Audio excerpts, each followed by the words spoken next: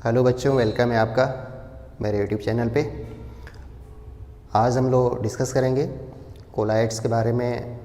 Collides part 1 कर चुके हैं, आज पार्ट 2 पढ़ेंगे जिसमें कोलाइड के बनाने की विधियाँ, प्रिपरेशंस, इसके बाद उनकी प्रॉपर्टीज़, और इसमें एक और टॉपिक बीच में आएगा, कोलाइड का प्यूरिफिकेशन कैसे करते हैं। तो इसमें बहुत सारे आपको टर्म सुनने को मिलेंगे, नाम सुनने को मिलेंगे, सबका मतलब आपको जानना पड़ेगा। तो पहले हम प्रिपरेशन की बात करेंगे।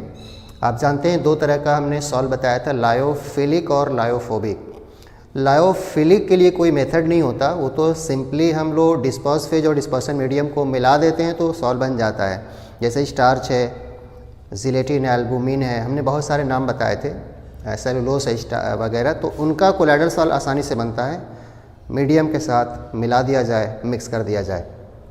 लेकिन लायोफोबिक आपको बताया था, लायोफोबिक सॉल्व आसानी से नहीं बनते। इनके बनाने के मेथड हम लोग आज डिस्कस करने वाले हैं। तो याद रखिए, लायोफोबिक का ही मेथड आप पढ़ेंगे, फिलिक का कोई स्पेशल मेथड नहीं होता, वो आसानी से बन जाता है। तो इसमें इसलिए हम 3 मेथड की बात करेंगे। कुछ केमिकल मेथड्स हैं, केमिकल रिएक्शंस के द्वारा बनता है। एक आप इसमें पढ़ेंगे इलेक्ट्रिकल डिसइंटीग्रेशन के द्वारा बनता है, जिसको ब्रेडिक्स आर्क मेथड कहते हैं। और तीसरा मेथड आप पढ़ेंगे पेप्टाइजेशन, एक फेमस नाम सुनेंगे, पेप्टाइजेशन। तो पेप्टाइजेशन ध्यान रखिए, कोलाइडल सॉल्व बनाने का एक मेथड होता है। तो चलिए एक एक करके डिस्कस करते हैं। सबसे पहला केमिकल मेथड, यानी बाय केमिकल रिएक्शन। तो इसमें हम लोग आर्सेनिक सल्फाइड का सॉल्व, सल्फर का सॉल्व, गोल्ड का सॉल्व, फेरिक हाइड्रोक्साइड का सॉल्व बना सकते हैं। ये सारे लायोफोबिक हैं, आप भी जानते हैं। हाँ, इनके जो रिएक्शंस वगैरह होती हैं, मैंने बोर्ड पे लिख दिया, रिएक्शन वगैरह पूछ सकता है आपसे, लेकिन रिएक्शन से ज़्यादा महत्वपूर्ण होता है, इन रिएक्शंस के अलग अलग नाम होते हैं। जैसे इनमें से एक रिएक्शन होती है डबल डिकम्पोजिशन कहलाती है, ऑक्सीडेशन एक कहलाती है, रिडक्शन कहलाती है, हाइड्रोलिसिस कहलाती है। तो शायद आपके पेपर में सवाल पूछा जा सकता है कि gold solve can be prepared by, तो आपको आंसर देना पड़ेगा कि वो डबल डिकम्पोजिशन होगा, हाइड्रोलिसिस होगा, रिडक्शन होगा या ऑक्सीडेशन। तो देखते हैं बोर्ड पे, ये हमने रिएक्शंस वगैरह लिख दिए, आप देख सकते हैं। आर्सेनिक ऑक्साइड एक कंपाउंड होता है जिसको आर्सेनिक सल्फाइड सॉल्व में कन्वर्ट किया जाता है। ये रिएक्शन ध्यान रखिए बोली जाती है डबल डिकम्पोजिशन। तो एग्ज़ाम में अगर आता है कि आर्सेनिक सल्फाइड सॉल्व अगर केमिकल रिएक्शन के द्वारा बने तो उस रिएक्शन का नाम क्या होगा, तो आप आंसर देंगे डबल डिकम्पोजिशन। सेकेंड रिएक्शन देखिए, SO2 को सल्फर सॉल्व में कन्वर्ट किया गया है, सल्फर सॉल्व में। और ये रिएक्शन जो दूसरी वाली जिसमें सल्फर सॉल्व बना हुआ है, ये रिएक्शन होता है ऑक्सीडेशन। गोल्ड का सॉल्व जो बना हुआ है, गोल्ड का सॉल्व रिडक्शन रिएक्शन के द्वारा बनता है, रिडक्शन, थर्ड रिएक्शन रिडक्शन होती है।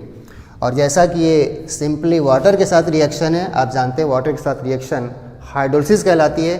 फेरिक हाइड्रोक्साइड वाला जो सॉल्व बना हुआ है, चौथी रिएक्शन होती है, इसको हम कहते हैं हाइड्रोलिसिस। तो ये चारों नाम आपके दिमाग में रहना चाहिए कि कौन सा सॉल्व किस रिएक्शन के द्वारा बनता है। 4 नाम मैं फिर से बोल दूं, डबल डिकम्पोजिशन, ऑक्सीडेशन, रिडक्शन और हाइड्रोलिसिस। सेकेंड मेथड देखिए, ब्रेडिक्स आर्क मेथड। ये नाम आपके लिए महत्वपूर्ण है, हो सकता है ये नाम दे दे और आपसे पूछे कि यह क्या इससे कोलाइडल सॉल्व को प्रिपेयर किया जाता है कि प्यूरिफाई किया जाता है, तो आप बताएंगे प्रिपेयर किया जाता है, बनाने की विधि होती है।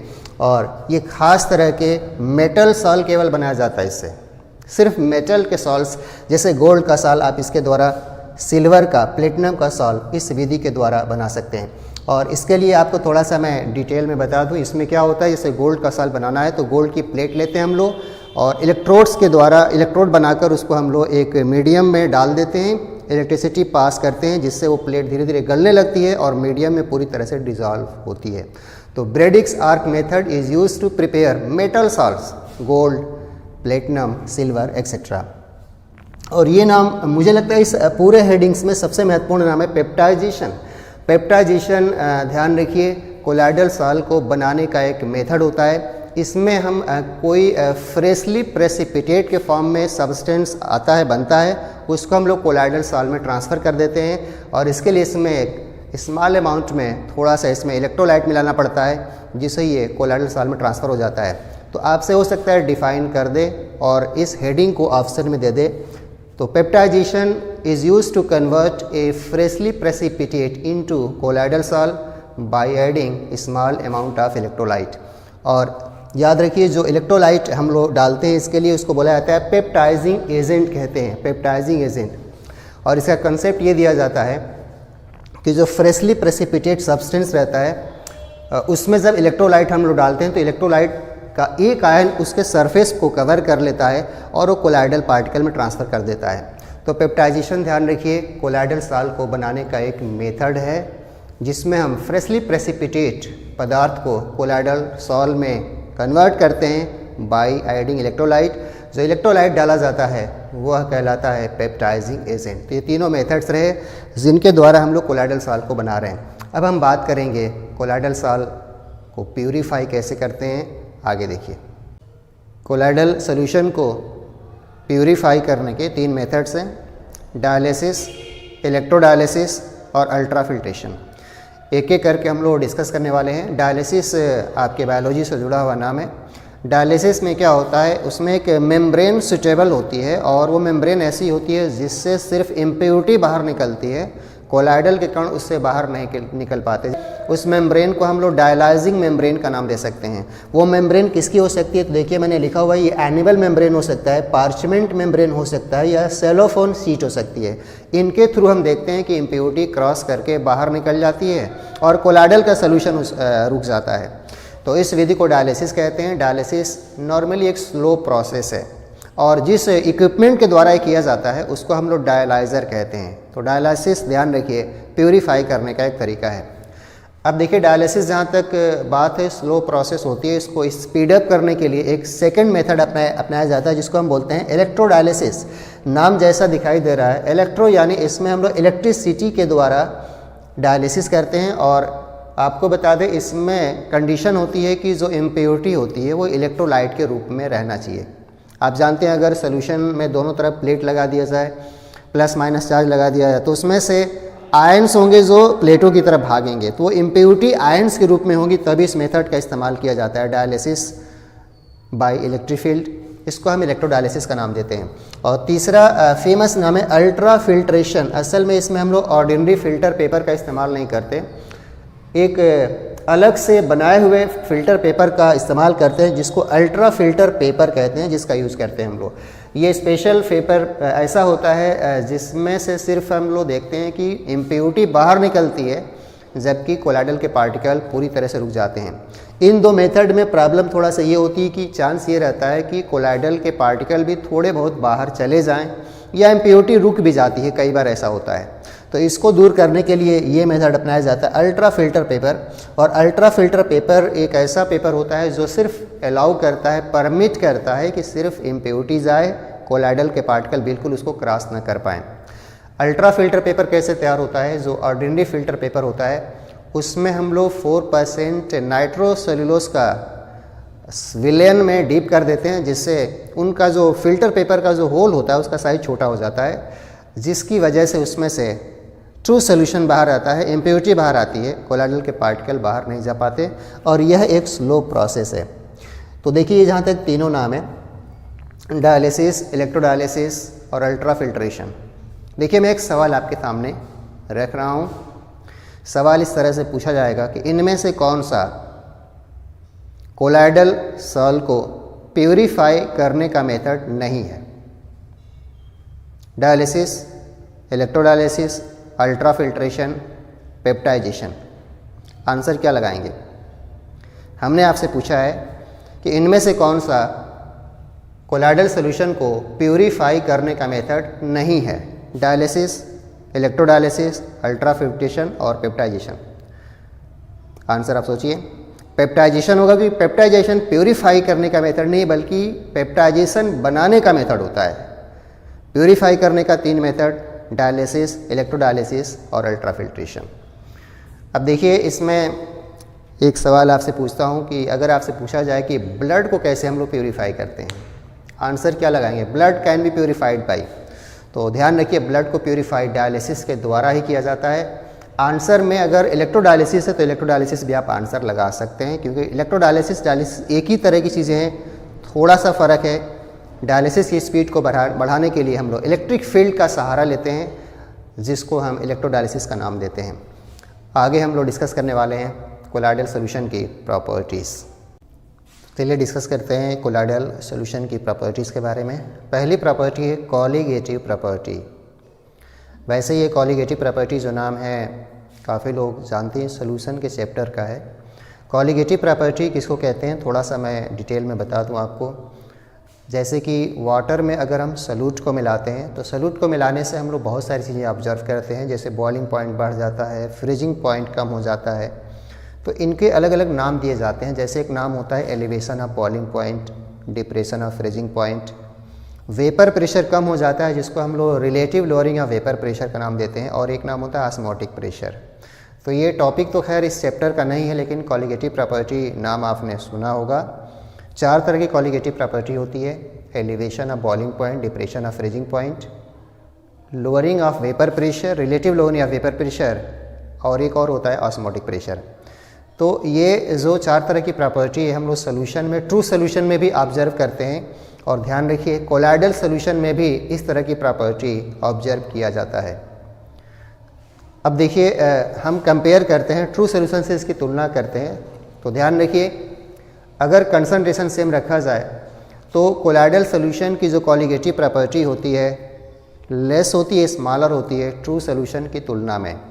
जैसे अगर एक स्टार्च का सोल्यूशन हो और एक ग्लूकोज का सोल्यूशन हो तो कॉलिगेटिव प्रॉपर्टी स्टार्च वाले सोल्यूशन की कम होती है। इसका रीज़न भी मैं थोड़ा सा बताना चाहूँगा। तो देखिए मैंने ऊपर बोर्ड पे लिखा हुआ है कॉलिगेटिव प्रॉपर्टी का 4 सिंबल दिया है। जैसे आप जानते हैं डेल्टा टी भी पढ़ा होगा आपने, एलिवेशन ऑफ बॉइलिंग पॉइंट, इसको हम डिप्रेशन ऑफ फ्रीजिंग पॉइंट कहते हैं, इसको लोअरिंग ऑफ वेपर प्रेशर का नाम देते हैं, और इस पाई को बोलते हैं ऑस्मोटिक प्रेशर। ये चारों कॉलिगेटिव प्रॉपर्टी है।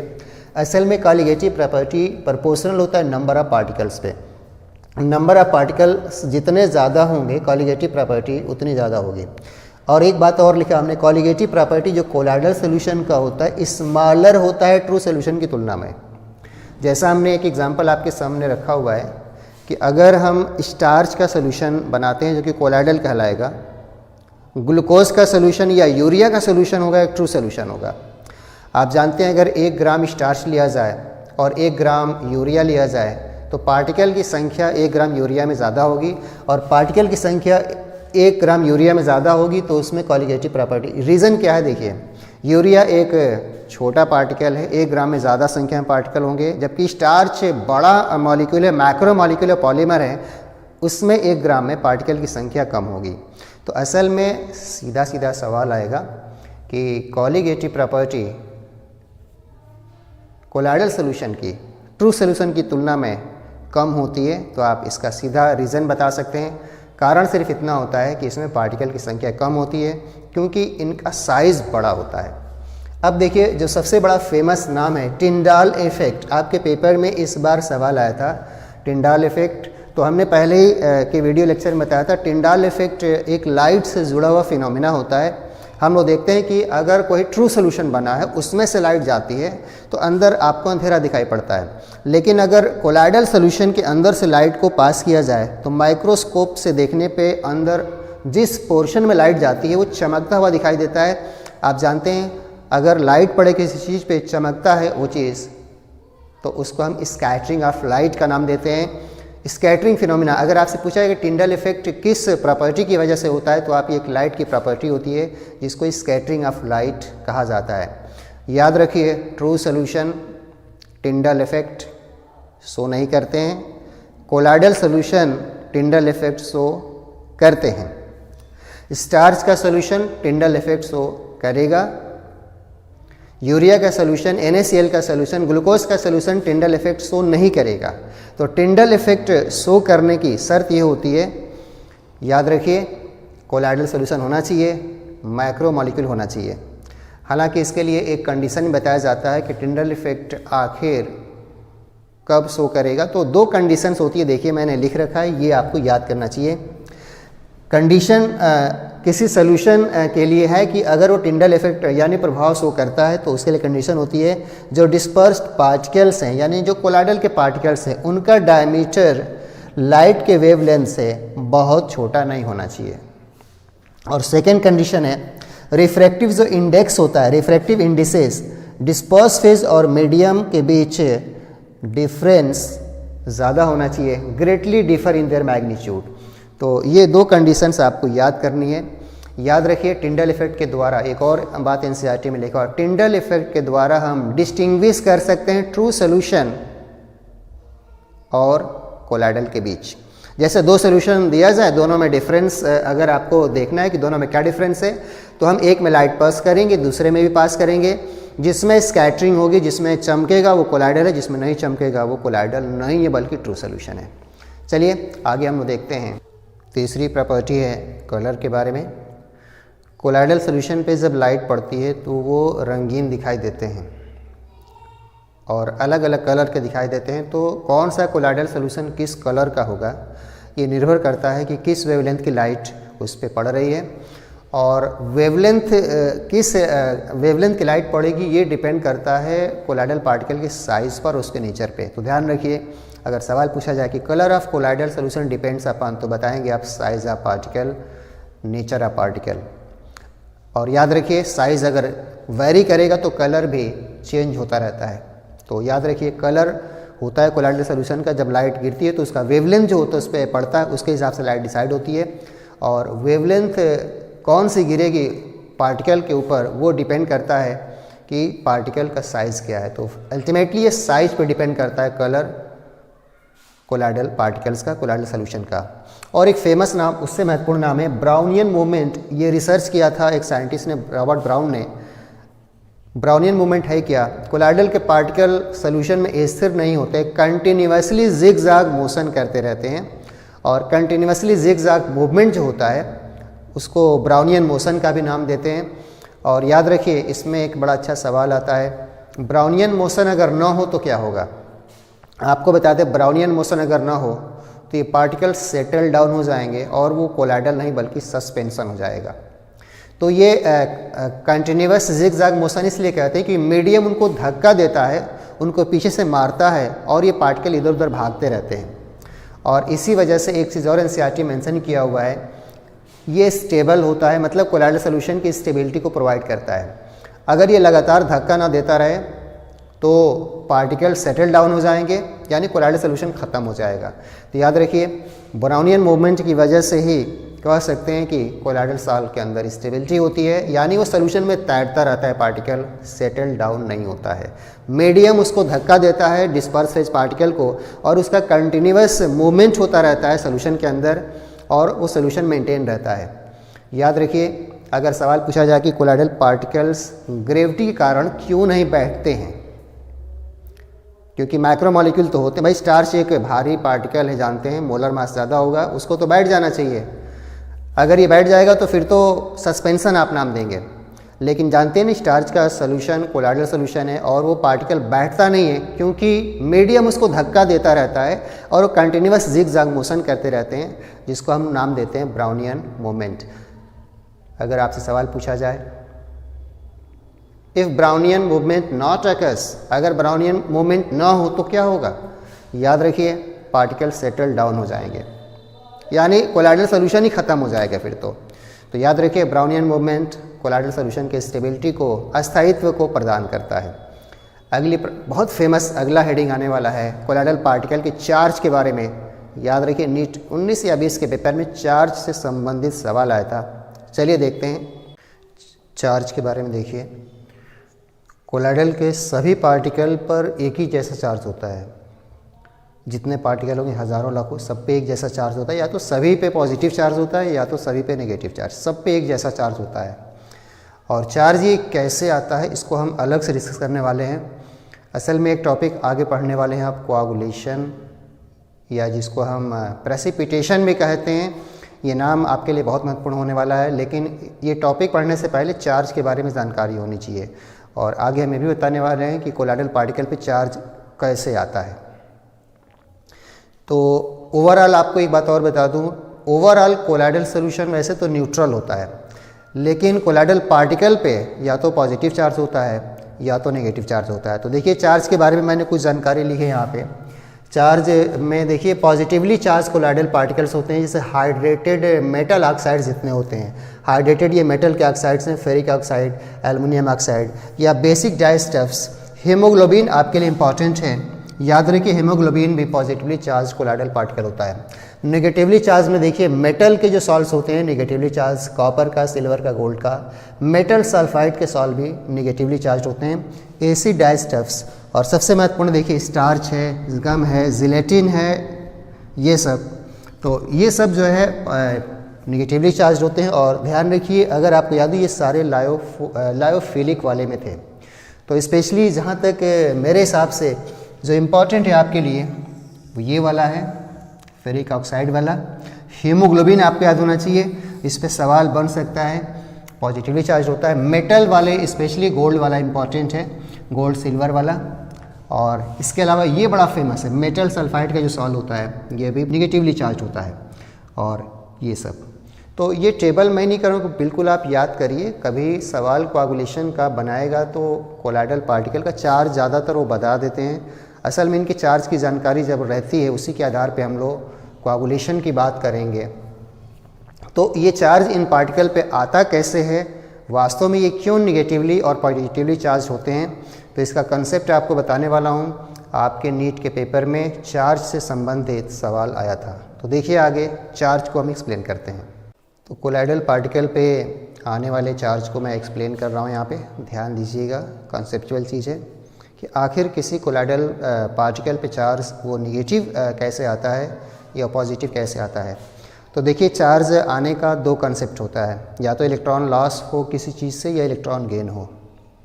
एक कंसेप्ट ये है, इलेक्ट्रॉन लॉस हो जाए किसी चीज़ से, इलेक्ट्रॉन निकलता है तो उसे पॉजिटिव चार्ज आएगा, अगर गेन हो तो निगेटिव चार्ज आएगा। एक कंसेप्ट ये यूज़ होता है। दूसरा कंसेप्ट होता है कि कोलाइडल पार्टिकल पे कोई आयन चारों तरफ से घेर ले तो उस आयन का जो चार्ज रहेगा उस कोलाइडल पार्टिकल का चार्ज हो जाएगा। आप जानते हैं किसी के सरफेस पे दूसरा आयन कोई आके बैठेगा तो उसको हम एडजॉर्प्शन कहेंगे। तो यहाँ पर एडजॉर्प्शन वाला कंसेप्ट एनसीईआरटी में डिस्क्राइब किया हुआ है, इम्पॉर्टेंट है। एडजॉर्प्शन के कंसेप्ट से हम लोग डिस्कस करेंगे कि कोलाइडल पार्टिकल पे चार्ज कैसा आएगा। तो मैं एक एग्जांपल यहाँ पे ले रहा हूँ। यहाँ पे इफ़ AgNO3 सॉल्यूशन को ऐड किया जाए इन KI सॉल्यूशन में ऐड किया जाए, अगर इन दोनों सॉल्यूशन को मिलाया जाता है, AgNO3 को हम KI के सॉल्यूशन में मिलाते हैं, तो इसमें देखिए ये यहाँ पर डिस्पर्स फेज का काम करेगा और ये यहाँ काम करेगा डिस्पर्शन मीडियम का। पहली बात, अगर हम AgNO3 को KI के सॉल्यूशन में डालते हैं तो ये फेज़ है वो मीडियम है, इन दोनों में ज़रूर रिएक्शन होगी और आप जानते हैं प्रेसिपिटेट बन जाएगा, AgI का प्रेसिपिटेट बनेगा। अब देखिए AgI का जब प्रेसिपिटेट बन जाता है तो AgI प्रोड्यूस होने के बाद इसके चारों तरफ, इस पार्टिकल के चारों तरफ मीडियम से एक आयन आके घेर लेता है और वो आयन जो आकर घेरेगा वही चार्ज को प्रोवाइड करेगा। अब देखिए आयन कौन सा घेरेगा बता दूं आपको, इसमें वही आयन इसको घेरता है जो आयन, इसका एक आयन और इसका आयन कॉमन हो, वही उसको चारों तरफ से घेरता है। यानी इसके चारों तरफ से I- आकर घेर लेता है। ये एक नहीं बल्कि बहुत सारे I- आके घेर लेते हैं और इसीलिए यह जो एक तरह से निगेटिवली चार्ज कोलाइडल सॉल्यूशन हो गया। तो समझ सकते हैं अगर हम किसी सब्सटेंस को AgNO3 का सॉल्यूशन हो अगर KI के सॉल्यूशन में मिलाते हैं जो कि एक मीडियम का काम करेगा, पहले तो रिएक्शन होगी तो AgI का अवक्षेप बनेगा और यह तुरंत क्या होता है कि इसमें से मीडियम से एक आयन आता है, इसको चारों तरफ से घेर लेता है और आयन वही, आप कहेंगे K+ क्यों नहीं घेरा, तो ध्यान रखिए इनमें से इसका और इसका एक आयन, जो आयन कॉमन होता है वही चारों तरफ से घेरता है। तो I- कॉमन है, इसका वही चारों तरफ से घेरा। ये चारों तरफ से घेरने की वजह से ये निगेटिवली चार्ज होता है। और जानते हैं यहाँ पर एक पूरी लेयर बन जाती है, इसको फर्स्ट लेयर कहते हैं। I- की जो लेयर होती है चारों तरफ से, इसको फर्स्ट लेयर कहते हैं।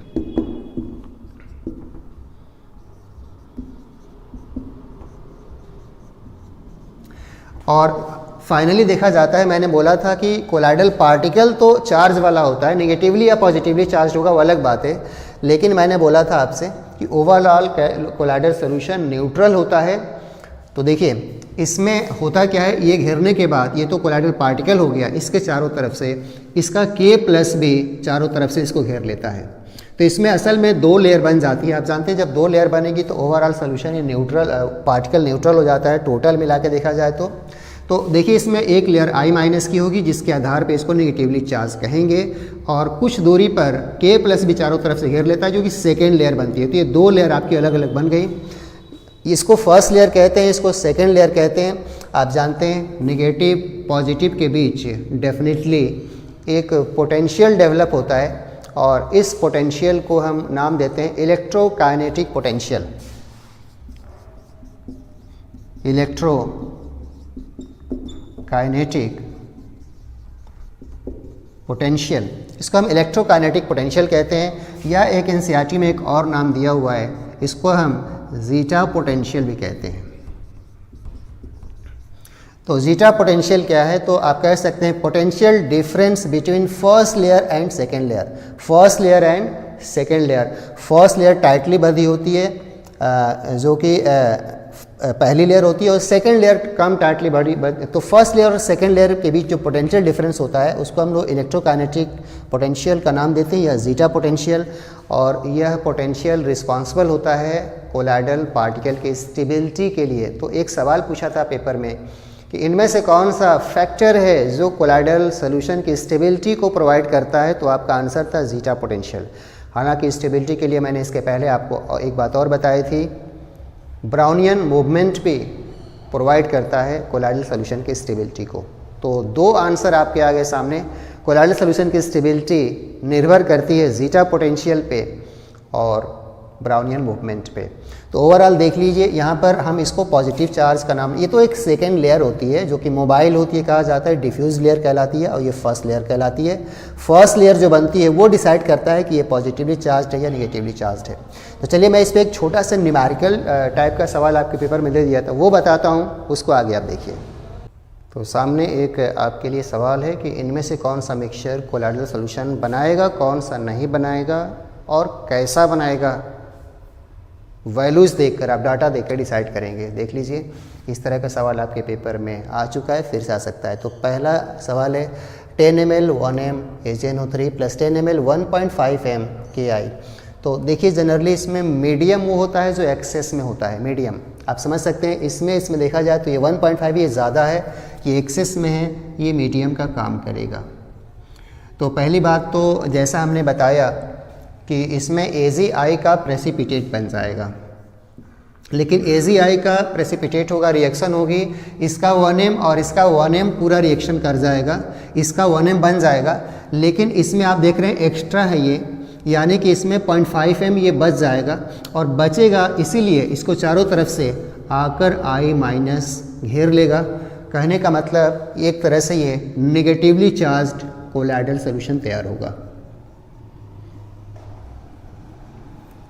तो इसमें देख सकते हैं AgI पहले तो इसका 10 ml 1m रिएक्ट करेगा, इसके 10 ml 1m के साथ रिएक्ट करेगा, और 10 ml 1m AgI का बन जाएगा। लेकिन इसमें चूंकि ये 0.5 m एक्स्ट्रा है, एक्सेस में है, ये मीडियम का काम करता है, और इसका हमने बोला था कि वह आयन आके घेरता है चारों तरफ से जिसमें इसका एक आयन और इसका आयन कॉमन हो। तो I- इसको चारों तरफ से घेर लेगा, I- घेर लेगा, इसलिए इसको हम निगेटिवली चार्ज कहेंगे। और ये लेयर काफ़ी टाइटली पैक्ड होती है, इसको कभी फर्स्ट लेयर, इसको फिक्स लेयर कहते हैं, फिक्स लेयर। और बाद में जैसा बताया था K+ चारों तरफ से इसको घेर लेता है। सेकेंड लेयर एक और बनती है जिसको डिफ्यूज लेयर भी नाम देते हैं। तो एक हमने नाम बताया था जीटा पोटेंशियल क्या होता है, तो बताया था ना फर्स्ट लेयर फिक्स लेयर कहते होती है, सेकेंड लेयर मोबाइल होती है जिसको डिफ्यूज लेयर कहते हैं।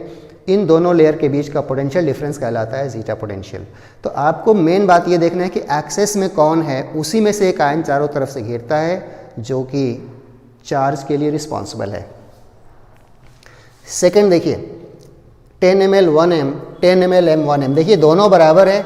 दोनों बराबर होने का मतलब इसमें कोई चीज़ एक्सेस में नहीं है, तो इसमें वास्तव में AgI बनेगा, लेकिन कोई आयन एक्स्ट्रा है नहीं, यानी इसको आयन कोई घेरने वाला नहीं है, इसलिए इसमें कोलाइडल सोल्यूशन बनेगा ही नहीं, बनेगा ही नहीं, क्योंकि इन दोनों की मात्रा सेम है। तीसरे में देखिए 10 ml 1.5 m और 10 ml 1m KI, इसमें हमने इस बार इसको ज़्यादा रखा हुआ है, यानी इस केस में कह सकते हैं कि एक्सेस में है, और जो एक्सेस में होता है वही होता है मीडियम। अब आप ये बताइए, अगर AgI का प्रेसिपिटेट बन जाता है 10 ml 1 m का, तो इसमें चारों तरफ से कौन सा आयन घेरेगा आप बता सकते हैं। जैसा हमने बताया था, एक्सेस में से ही आयन जाके चारों तरफ से घेरता है जो सॉल्ट की चार्ज के लिए रिस्पॉन्सिबल है। आप देख सकते हैं वैल्यू ज़्यादा है, और हमने कहा था इन दोनों में वही आयन घेरता है जो कॉमन होता है। तो देख सकते हैं इसका Ag कॉमन है, यानी इसके चारों तरफ से Ag आयन की लेयर बन जाएगी प्लस की। सेकेंड ये जो फर्स्ट लेयर होती है इसकी, इसलिए यह जो है एक तरह से पॉजिटिवली चार्ज वाला कोलाइडल सोल्यूशन बन जाएगा। तो आपको बस एक बात ध्यान देना है, दो सोल्यूशन का मिक्सर वाला पूछे कि कोलाइडल सोल्यूशन कौन बना पाएगा। पहली बात देखना पड़ेगा दोनों की मात्रा बराबर नहीं होनी चाहिए, अलग अलग होनी चाहिए। रिएक्शन आप करवा दीजिए, प्रेसिपिटेट बना दीजिए, और आयन वही बाहर लगाइए जो कि कॉमन होती है, और आयन वहाँ से बाहर लगाइए जिस सब्सटेंस की मात्रा ज़्यादा हो, जिसको मीडियम कहते हैं। अब देखिए आगे हम लोग डिस्कस करने वाले हैं फेमस एक और नाम, इलेक्ट्रोफोरेसिस। इलेक्ट्रोफोरेसिस, तो इलेक्ट्रोफोरेसिस क्या होता है कि हम कोलाइडल सॉल्यूशन के अंदर हम इलेक्ट्रिक फील्ड लगा देते हैं। इलेक्ट्रिक फील्ड लगाने से आयनों का मूवमेंट शुरू होगा, किसी एक तरफ जाएंगे। तो आयनों का मूवमेंट बाय कोलाइडल पार्टिकल का movement by apply electric field को ही कहा जाता है इलेक्ट्रोफोरेसिस। तो लगता है कि इलेक्ट्रोफोरेसिस एक ऐसी विधि है जिसके द्वारा कोलाइडल पार्टिकल्स पे चार्ज की जानकारी हम बता सकते हैं। यह सवाल आपसे पूछा जाएगा कि charge on colloidal particle can be decided by, तो आप आंसर बता सकते हैं इलेक्ट्रोफोरेसिस। इलेक्ट्रोफोरेसिस डेफिनेशन की बात किया जाए तो आप कह सकते हैं movement of colloidal particles in the presence of electric field. और आपसे पूछा जाए कि किसी कोलाइडल पार्टिकल पे चार्ज पॉजिटिव है या नेगेटिव है, इसका पता कैसे लगेगा, तो आप उत्तर लगा सकते हैं इलेक्ट्रोफोरेसिस। इलेक्ट्रोफोरेसिस है क्या चीज़, हम लोग सोल्यूशन के अंदर प्लेट लगा देते हैं, प्लस माइनस की प्लेट लगाते हैं। अगर वो नेगेटिवली चार्ज है तो पॉजिटिव प्लेट की तरफ जाएगा, पॉजिटिव चार्ज है तो नेगेटिव प्लेट की तरफ जाएगा। तो कहने का मतलब है कि चार्ज की जानकारी हम इलेक्ट्रोफोरेसिस के द्वारा कर सकते हैं। अब देखिए, जैसे मैंने कहा फेमस नाम कोआगुलेशन, काफ़ी फेमस नाम है, आप जानते हैं, जिसको प्रेसिपिटेशन भी कह सकते हैं। तो कोलाइडल पार्टिकल का सेटल डाउन करना, मतलब कि नीचे बैठाने को ही हम लोग कोआगुलेशन, जैसे आप जानते हैं जो ब्लड होता है हमारा, जब हाथ वगैरह कहीं कट जाता है ब्लेड वगैरह से तो निकलता है, लेकिन थोड़े समय के बाद वो जम जाता है। तो जमना क्या चीज़ है, कोआगुलेशन है, प्रेसिपिटेशन है। ब्लड भी आप जानते हैं एक प्रकार का कोलाइडल सोल्यूशन होता है। तो कोआगुलेशन हम लोग किस किस विधि के द्वारा करते हैं, मतलब सॉल्ट को प्रेसिपिटेट किसी विधि के द्वारा कर सकते हैं। तो हमने 4-5 मेथड्स के नाम दिए हुए हैं, जैसे कि प्रेसिपिटेशन करने के लिए आप इलेक्ट्रोफोरेसिस के द्वारा कर सकते हैं, बॉयलिंग के द्वारा कर सकते हैं। एक होता है कि दो अपोजिट कोलाइडल सोल्यूशन को मिला दिया जाए। देखिए, जो दो अपोजिट कोलाइडल सोल्यूशन को मिला दिया जाए, तो अपोजिट का मतलब एक कोलाइडल है जो पॉजिटिवली चार्ज वाला है, एक है जो नेगेटिव है, तो दोनों अट्रैक्शन करके भारी हो जाते हैं, बैठ जाते हैं। उसको कभी कभी म्यूचुअल कोआगुलेशन का नाम भी देते हैं।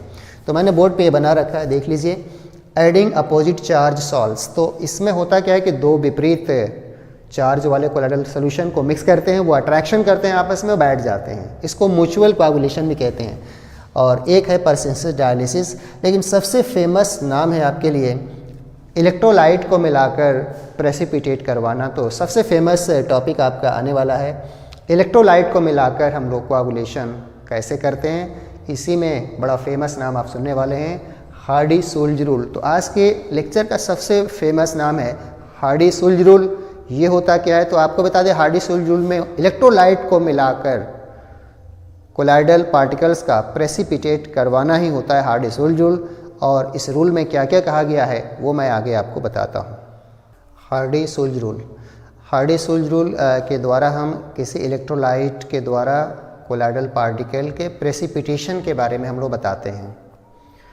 और ये प्रेसिपिटेशन क्यों होता है, जैसे हम इलेक्ट्रोलाइट को जब मिलाते हैं कोलाइडल सॉल्यूशन के अंदर, मान लीजिए कोलाइडल पार्टिकल पे नेगेटिव चार्ज है, तो इलेक्ट्रोलाइट का पॉजिटिव आयन चारों तरफ से घेर कर उसको भारी कर देता है और बैठ जाता है।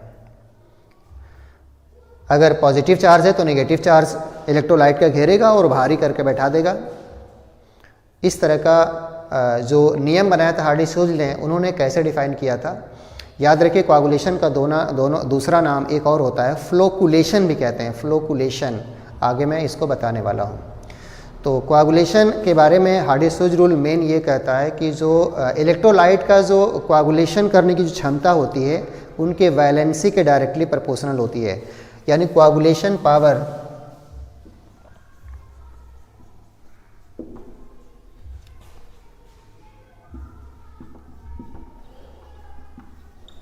of an electrolyte is directly proportional to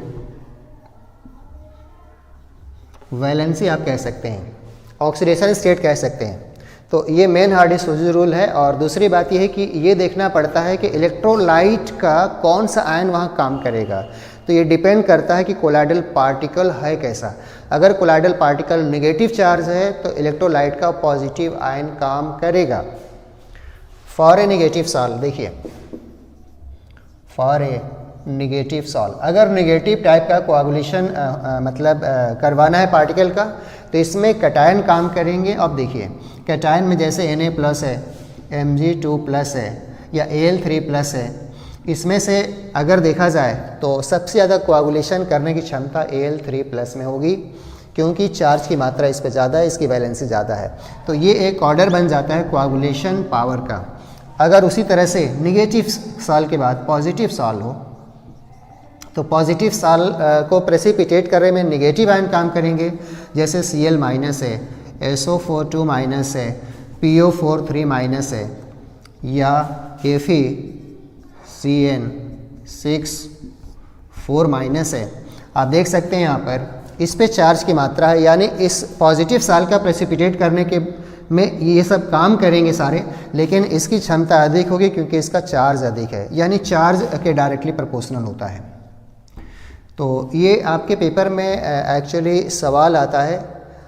याद रखिए कोआगुलेशन जो पावर है इलेक्ट्रोलाइट का, यानी जो बैठाने की क्षमता है, प्रेसिपिटेट करने की क्षमता है, उसको कभी कभी फ्लोकुलेशन पावर भी कहते हैं। और ये वैलेंसी के, आयन के वैलेंसी के डायरेक्टली प्रोपोर्शनल होता है, यानी वैलेंसी बढ़ती जाती है तो कोआगुलेशन करने की क्षमता बढ़ती जाएगी। अब देखिए इसमें एक और चीज़ डिफाइन किया एनसीईआरटी में, कोआगुलेशन वैल्यू। कोआगुलेशन वैल्यू क्या होती है, ध्यान सुनिए। इलेक्ट्रोलाइट की मात्रा मिलीमोल्स पर लीटर में जो मिलाई जाती है 2 घंटे के अंदर साल का प्रेसिपिटेट करने में जो लगती है, उस वैल्यू को कोआगुलेशन वैल्यू कहते हैं या फ्लोकुलेशन वैल्यू कहते हैं। फ्लोकुलेशन वैल्यू या कोआगुलेशन वैल्यू का मतलब the amount of electrolyte added in millimoles per litre for the precipitate of a salt in 2 hours is called coagulation value. यानी कि 2 घंटे के अंदर किसी कोलाइडल सॉल्ट का अवक्षेप करवाने के लिए जितनी मात्रा मिलीमोल्स पर लीटर में इलेक्ट्रोलाइट की मिलाई जाती है, उस मात्रा को हम कोआगुलेशन वैल्यू कहते हैं। ये बताइए, अगर मान लीजिए इलेक्ट्रोलाइट अलग अलग है, सबकी मात्रा अलग अलग मिलानी पड़ेगी, जिसकी ज़्यादा मिलानी पड़ेगी यानी जिसका कोआगुलेशन वैल्यू ज़्यादा है, यानी उसमें क्षमता कम है।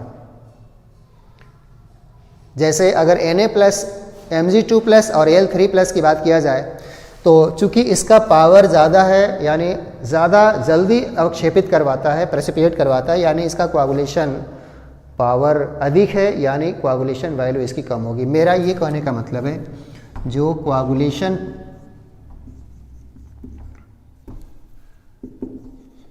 पावर होता है उस inversely proportional to coagulation value.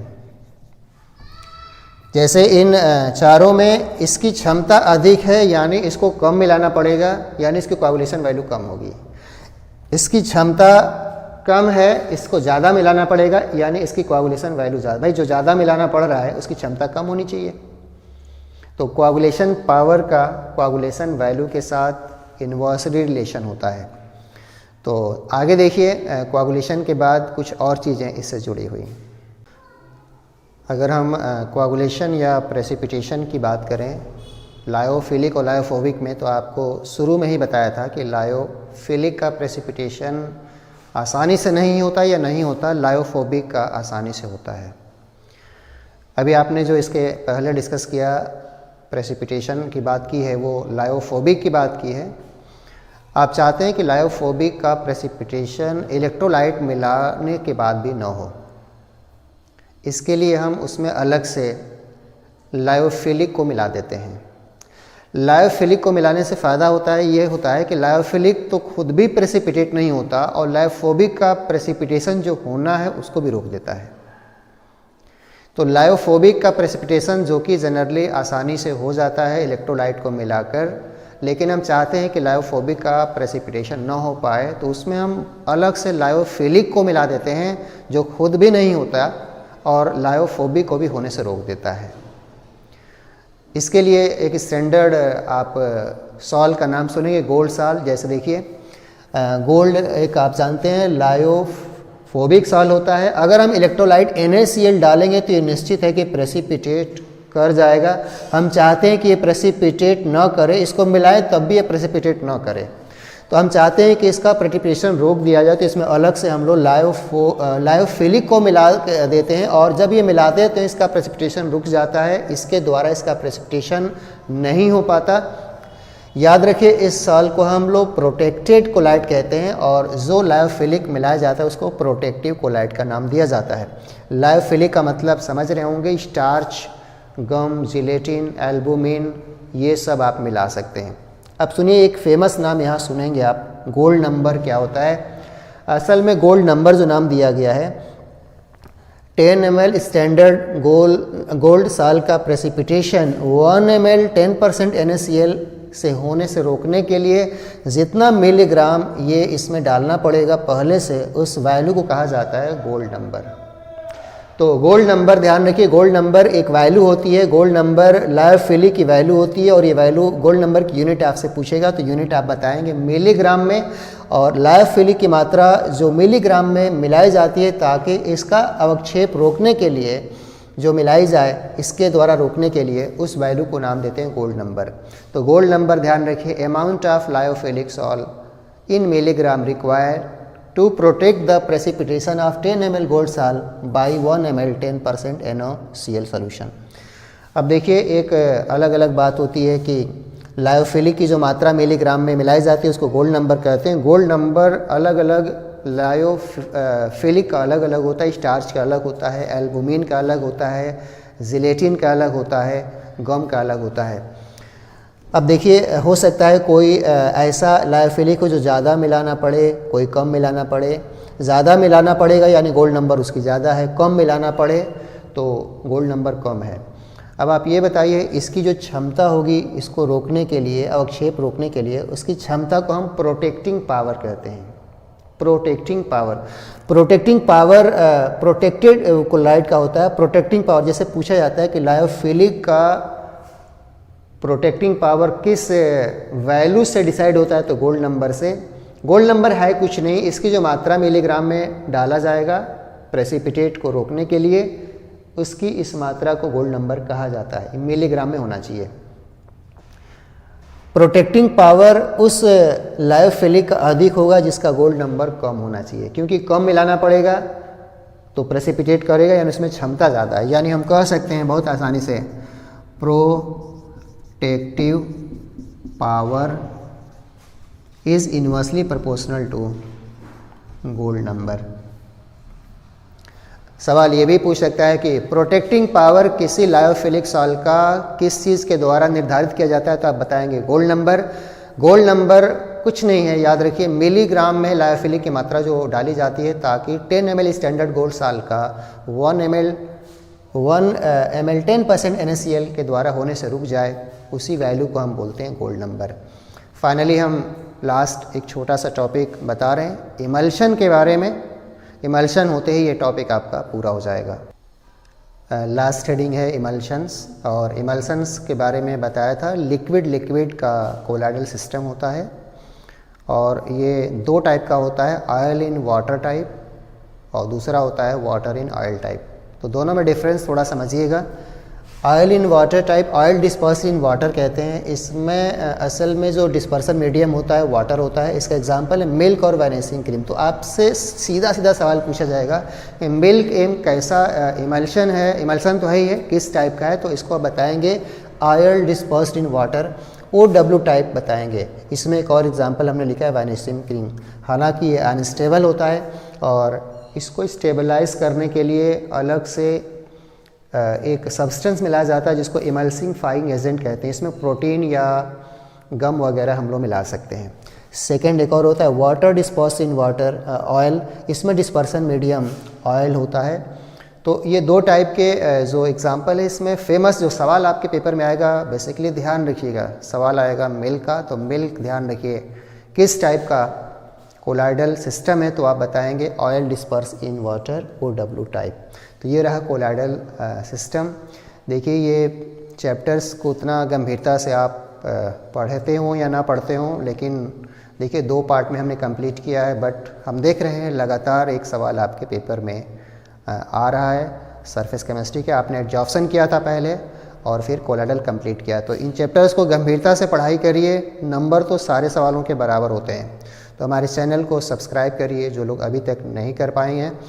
मिलते हैं अगले वीडियो लेक्चर में एक नए टॉपिक के साथ।